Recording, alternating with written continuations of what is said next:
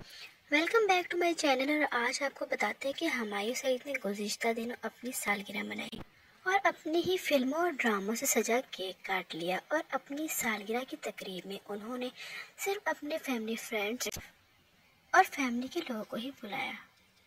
बजाय 40 से 45 साल तक के लगने वाले हुमायूं सईद ने अपनी 52वीं सालगिरह का केक काटा। हुमायूं सईद 27 जुलाई 1971 को पैदा हुए थे। तकरीब में खलीलुर रहमान, कमर नदीम बेग और कासिम अली मुरीद को भी देखा जा सकता है। हुमायूं सईद एक बहुत ही अच्छे प्रोड्यूसर और एक्टर भी हैं। उनका जो नेक्स्ट प्रोजेक्ट आने वाला है वो खलीलुर रहमान कमर के साथ ही आने वाला है, जिसमें उनके साथ लीडिंग रोल यमुना जैदी कर रही हैं।